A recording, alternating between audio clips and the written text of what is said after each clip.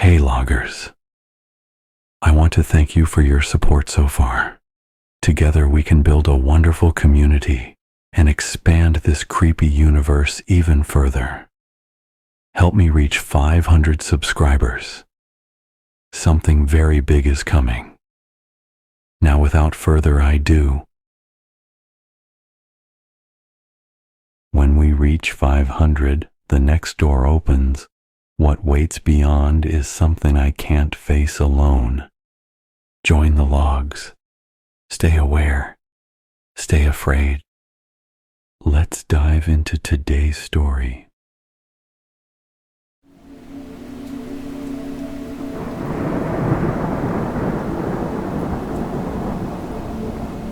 I didn't know ships could vanish from lake beds. That's not something that happens. Not without storms or sabotage or some kind of freak accident. But the Kleber vessel, a research ship left to rot on the far edge of Lake Hesse, vanished overnight. And the weird part? Nobody cared. No news. No divers. No salvage operation. Almost like the town wanted to pretend it never existed. I used to walk the lake trail when I couldn't sleep. That's when I first saw the wreck. Rusted metal hull, half submerged in algae-choked water, its broken mast like a finger pointing at something beneath the surface. I'd never seen a ship so old just left behind like that. I took pictures, sent them to local archives.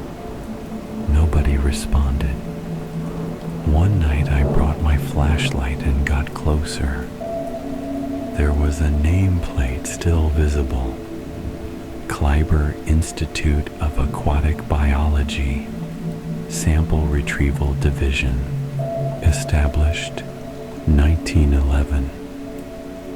Decommissioned? I swear the question mark was engraved that way, as if it never stopped operating. Then 3 weeks ago, it disappeared. Completely. No wreckage, no noise, just gone. Only the water it sat in had changed. Thick, inky, the kind that absorbs light instead of reflecting it. That night, I had the first dream. I was underwater, sinking slowly. Everything was green, murky, but strangely warm. Below me, I saw a shape, enormous, serpentine, curled like a fetus inside the earth. Its skin pulsed like it was breathing, and its mouth was open. Not like a creature's mouth, like a room, square, metallic, lined with railings and stairs. And just as I was about to drift inside, I heard something from far, far above. A whisper that sounded like my own voice, saying, "Wake up before it notices you." I jolted awake with lake water in my mouth and a bruise on my ankle shaped like a hand. I haven't been able to stop thinking about it. I tried to tell someone, my brother, a friend, even an old marine salvage worker I tracked down online. Every time I bring it up, the signal drops. The email deletes itself, or they act like they suddenly forgot the conversation. The lake doesn't like being spoken about, and I think the thing below listens. Last night I returned to the shore again, hoping to find evidence the Kleber vessel was real. I even brought a metal detector.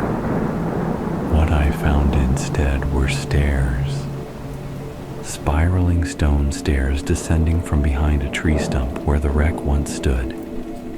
Not man-made, not part of any known trail. Just appeared. I followed them down, 30 steps in, I found a hatch, metal, circular, dripping with condensation even in the cold. It had the same engraved logo as the vessel, Kleiber Institute, and beneath it, a warning etched in tiny, frantic handwriting. The mouth remembers. Do not enter while you dream. That's the part I don't understand, because I only found it after I dreamed of it. So how did the dream come first? Unless it wasn't a dream at all. Unless something from below the lake was already inside me, trying to bring me back. And now I've started seeing faces in water, not reflections, not mine. Strangers, pressed against the other side, staring, mouth open, like they're still sinking. There's only one thing I can do now. I'm going to open the hatch. Tomorrow night I'll descend and document everything, because something is still alive beneath Lake Hesse, and it's been waiting for someone to remember.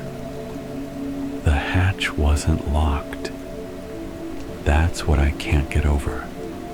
It wasn't sealed, bolted, or rusted shut. It opened like it had been waiting, like it knew I'd come back. Inside there were stairs, downward, cold metal, slick with moisture. Each step echoed, but not how you'd expect. The echo went up, as if something far above me was listening. The walls were lined with thin black tubes, some still pulsing, like veins. I took a picture, but my phone froze, screen static, camera non-responsive. The last image saved was a distorted photo of my own face, smiling. I wasn't. 37 steps down, the air changed. Heavy, like being underwater without drowning. Every breath felt borrowed. The hallway opened into a large chamber, rectangular, clinical, and impossible.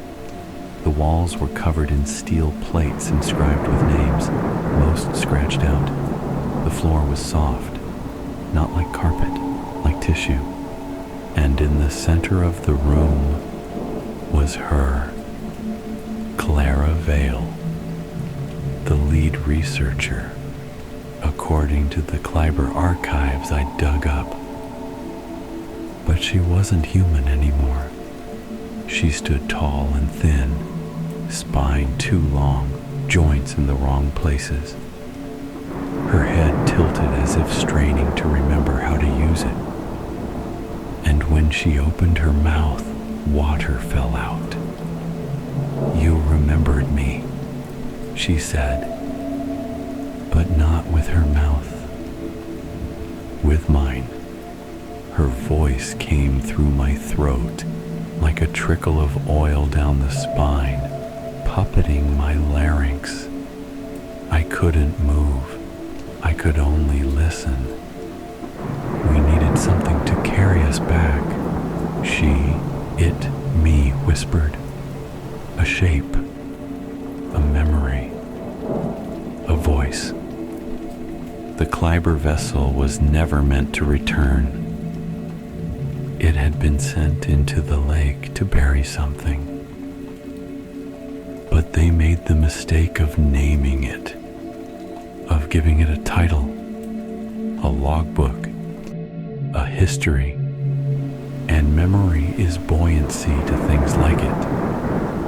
Memory gives them form. I wasn't the first to dream of it. I was just the first to dream clearly.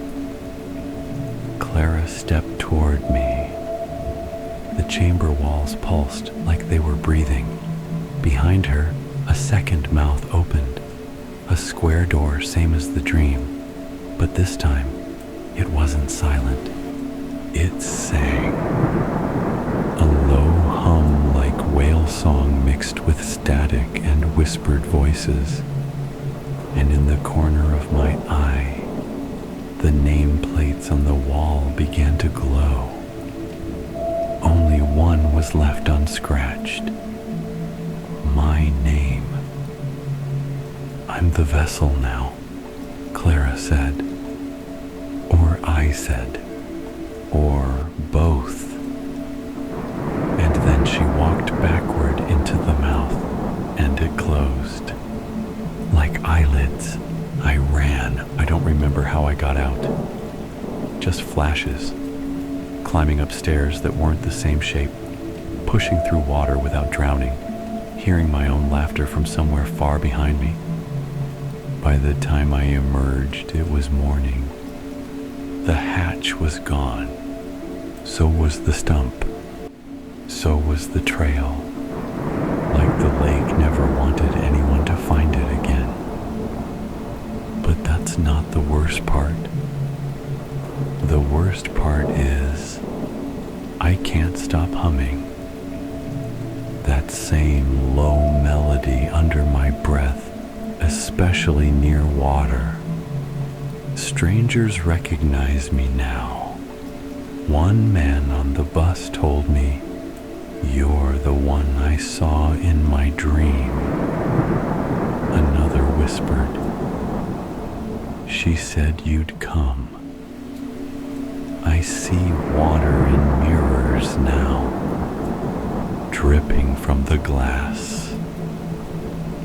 And sometimes, when I speak too fast, I hear her voice underneath mine. Just enough to finish my sentences. I know what's happening. The lake is inside me now. The vessel didn't vanish. It replaced itself. And the mouth only needed one of us to remember the way back. So if you're reading this, forget me. Forget the Kleiber vessel. Forget the lake. Because the more you remember, the closer it gets.